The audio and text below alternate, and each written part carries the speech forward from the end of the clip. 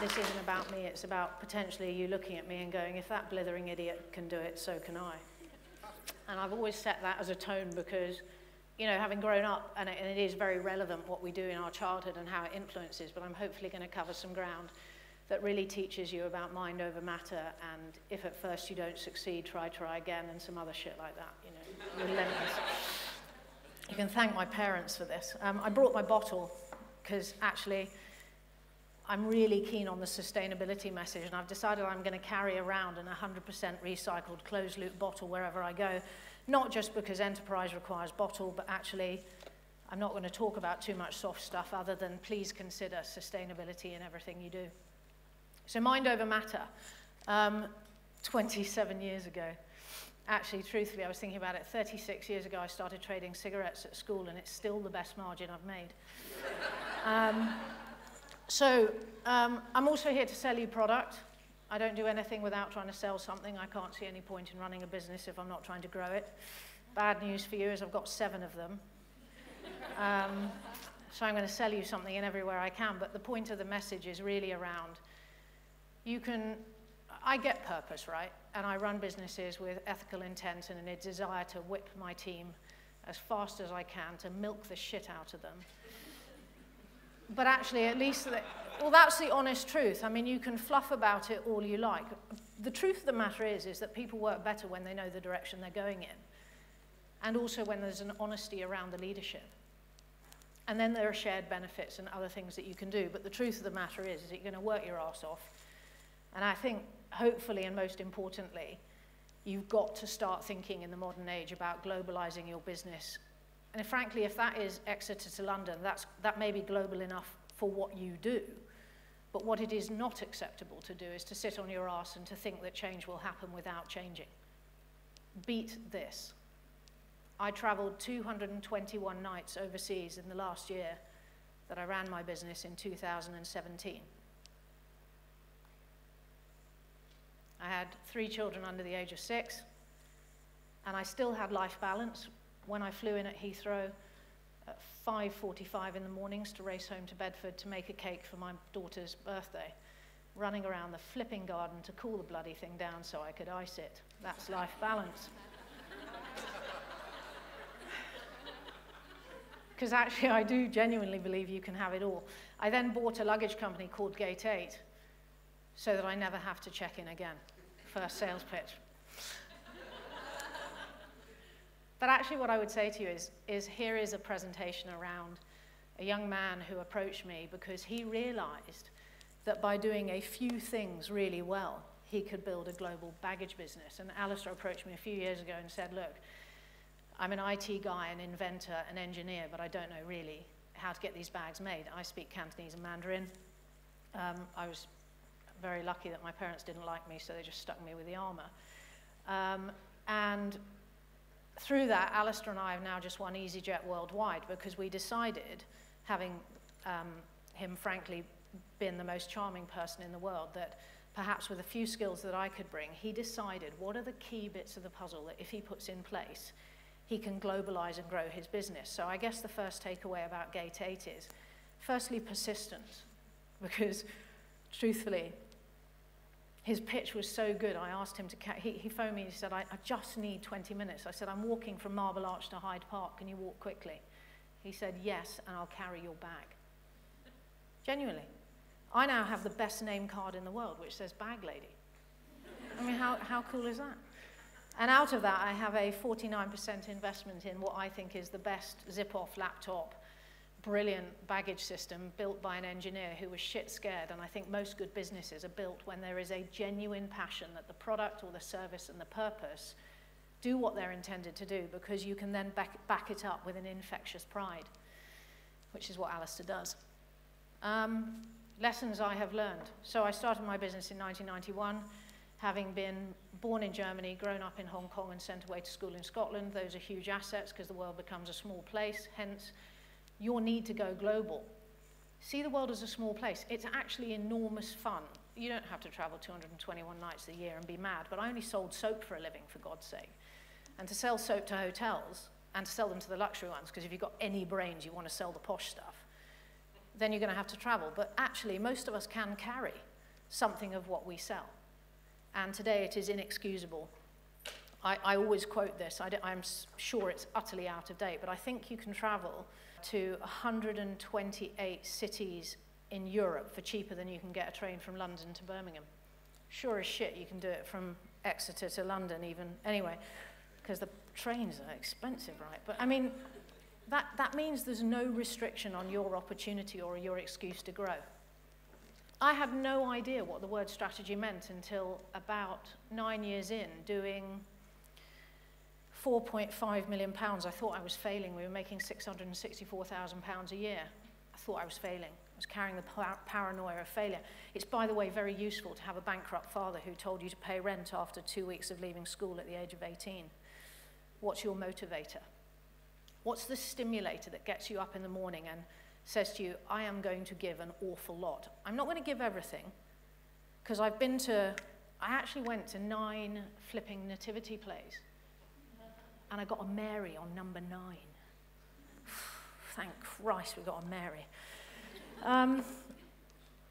So good planning is what I learned 9 years into the business when I thought I was failing, and I wrote a business plan.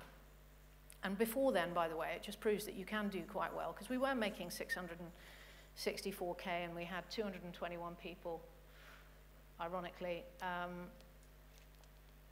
I wrote a business plan and I realized how crap we were at everything, because I didn't have a strategy. We were just selling to everyone. We were saying yes to everything. You know, we had no channel. I didn't understand all this language of business. I'd read, by the way, most of the British W.H. Smith's business section, but I didn't have a plan. And so I came out of Cranfield with a strategy that I would just sell to the luxury hotels in the world. By then, I was already selling not to the luxury hotels in the world. I had no brands. I'd never done brand licensing. So also maybe the message here is you need to evolve. So I actually had to give notice to 56% of my customer base in 2001, which was really shit timing, because I was putting my strategy in place, and then the disaster of September the 11th happened. So I had a couple of choices, which is surrender or fight. And this is a very important message around the financing of the fight, which is if you know your numbers and you have a good financial plan, which clearly I had a nice sparkly clean one out of my business school experience by then people will support your growth. I mean, it may take a bit of bravery, so I put the family house up for 6 months, which is proper enterprise, on a personal guarantee. And then I worked my arse off to get the business right, because hotels weren't being used after September the 11th. Nightmare. Good news is I got the personal guarantee back after 6 months, and then I let my husband know what I'd done. True story. Resilience. So that is resilience. My question to you is, if you really marked out how you plan your day, how you actively use your time, how many of you are spending time really focused and clear about how many hours you sell in the day? I guarantee you, none of you are growing at the accelerated pace you could if you sold all of the hours that you could sell. And if you're not good enough to sell and make profit, that is more than paying someone else to do another job in delegation, then you're not good enough to be running your business. Which, by the way, I discovered for myself, in the sense that I discovered there were better people that could run the business because it's really boring, and I would just stick to selling and making money for the business that they could then spend, which is another way of running a small business. You don't have to run it just because you're the key shareholder. 99% of shares makes you very powerful, whatever the role you play. This bit is about your care and your health. I am clearly passionate about health and well-being. I invest in fast growth companies that are in the growth and well-being, in the outdoor and well-being sector, and I fundamentally believe that you cannot run a business without looking after yourself. You will make sacrifices. This isn't easy, it's tough, but my God, is it worth it. I weep sometimes when I go up to the house that I bought 3 years ago because I pinch myself that I live there, and I earned it. It's a bit pathetic that I still cry, but it is beautiful. Disaster will happen. Genuinely, this happened to me. It wasn't my whole boat, but just one container load. But try calling a customer and saying, I'm really sorry, we can't deliver for another 90 days because your container load's at the bottom of the Suez Canal. I mean, you couldn't make it up. Things go wrong. In the fast pace of business, communication mistakes happen. My husband sent a container load of goods to Korea, not Croatia. That's an error. My PA printed 40,000 pens upside down. I went for a walk around the block. But actually, the world is still turning. And if you can remain, I think, with a sense of humor, the world truly is your oyster, and you can ship anywhere. And the benefits of the English language are absolutely immeasurable. I have exported to 110 countries. What have you done? By the way, there's a lot more. I need to do double to crack it. So I'm working on that. But it's not to show off. It's just to say to you that there is a vast world out there, and we are living in too much of an island state. And I would challenge you to perhaps take on the challenges of export. It isn't complicated, but don't be frightened of it. Ask questions. The shipping guys are brilliant. You know, the best thing I can teach you is phone up people and say, look, I don't know what I'm doing. It's much easier when you're 23. I still do it because I'm still just 50, but I still don't know what I'm doing most of the time. But what I do know is that by having humility and asking the question and being brave enough to go, I am clueless, but I'm trying, then you will constantly learn and grow.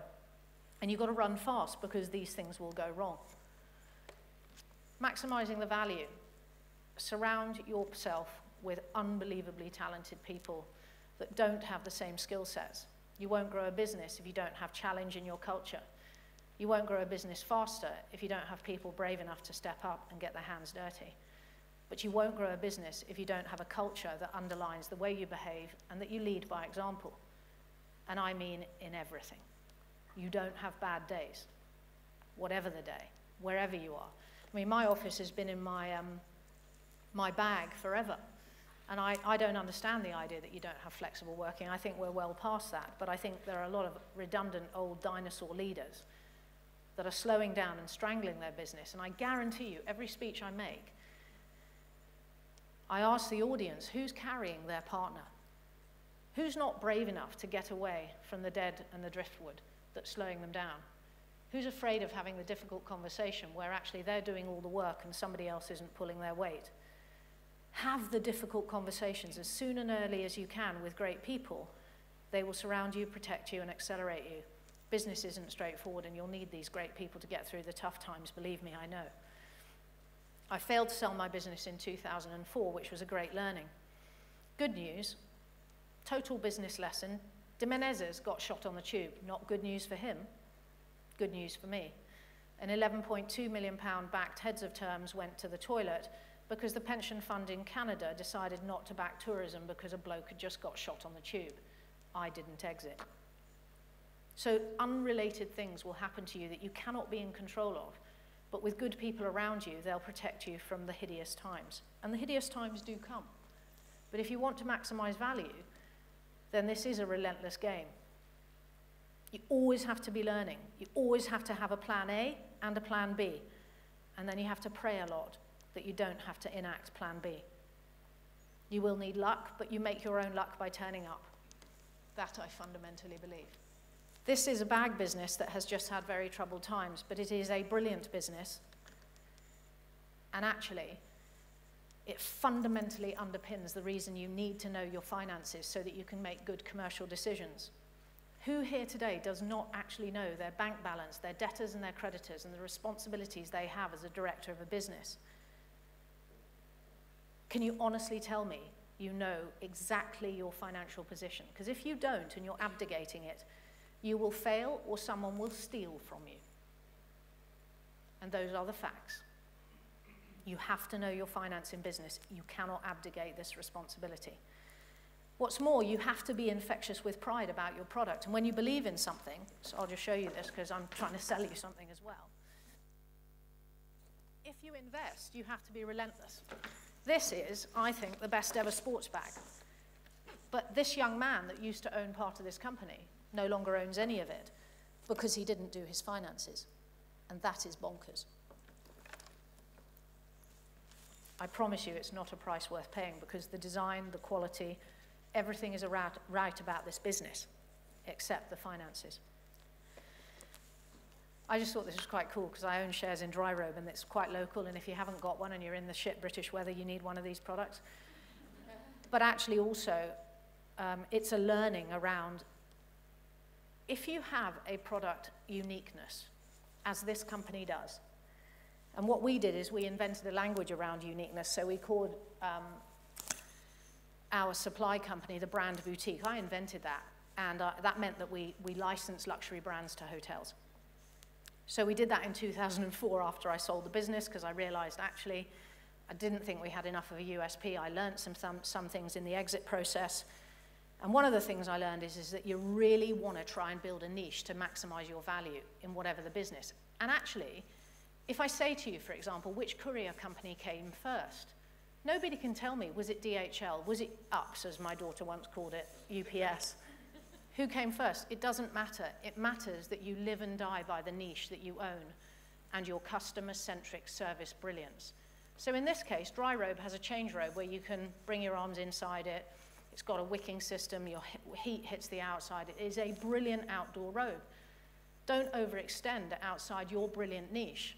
Really stick to the knitting. And most importantly, this slide is to teach you to say no more than yes as you stick to a channel strategy and become an expert in your field. One of the biggest mistakes I made, just one of the many, is I didn't realize how I'd become an expert in the hotel world, because actually I was in more five-star hotels, rooms, and learning what was happening in the industry morning, noon, and night. I was relentless. But I think you have to be relentless in enterprise. I recently invested in this company, Yogi Bear, not just because I'm interested in health and well-being, and I am shit at yoga. I prefer running. Because I can learn from this brilliant young woman who has 22,000 Instagram followers. And what I would suggest to you is, even when you're old and grey, if you are not grasping digital, you are toast. That isn't the sum total of what I know, but it is the sum total of the outcome. You know, Amazon is the new high street if you're a product company. You can't avoid it. Dinosaurs have to get with it. The speed at which digital technology and innovation is working, 5G is going to come at you, and it is going to change the speed at which we operate yet again, and you're still saying to yourself, I can't go any faster. But also, the message here is you have to be disciplined about the way you lead your life and the breaks that you have. I have a gift. It's not expensive. I don't want to give too much of my wealth away. So are you ready for this? If you would like one of these stickers, this says Cooter on it, so just take one and pass it on. I would like people to stick it either on their phone or their watch or wherever you wish to stick it. But this is a discipline sticker, and the KUTA stands for a kick up the arse. And leadership is about always working on yourself, right? Leadership is about going faster, being more efficient, using time management. How many of you have trained in those skills? Not just skills of spreadsheets, but soft skills of leadership. How many of you represent yourself with pride and can look at yourself and go, do you know what, however bad the day is, I just took a breath and I walked around the block and I'm in control. What I would say is that you will create your luck. It's a bit like the more you practice, the luckier you get. And ironically, I apologize, I've stupidly forgotten the name of the man who badly announced me. But I do want to talk to him because I think he has a relationship with Exeter Chiefs, and I'd quite like a relationship with some of the people at Exeter Chiefs. So wherever you can, make a sales pitch. Always be learning. If you're not having a laugh, change it. Find a niche strategy. Be really persistent about your intent. Add up. Surround yourself with really great people. You can, if you email lara@functionality.co.uk, I can send you these slides. They're pretty useless, but the messages are not useless because actually you have to practice what you preach. And then disproportionately go back to the earlier message, which is you have to sell your socks off whenever the customer is available, because everything else is superfluous unless you have a sell. So what's your sales expertise? Because I want to finish on that point. How many in this room have had sales training in the last year? Oh, there must be at least 10 of you. Fantastic. It's not enough. How many of you are becoming sales experts in the roles that you need to play, digital or otherwise? Digital is selling. right? We have to keep educating. We have to be in pursuit of excellence. It is relentless, as I said. And on that note, soar with your strengths. Just because I'm a salesperson, completely unhinged and totally biased, I'm now learning about investment and I'm making more mistakes. But if you're always open and honest and learning, you will go far. So never lack the bravery to look like an idiot. Have a good day.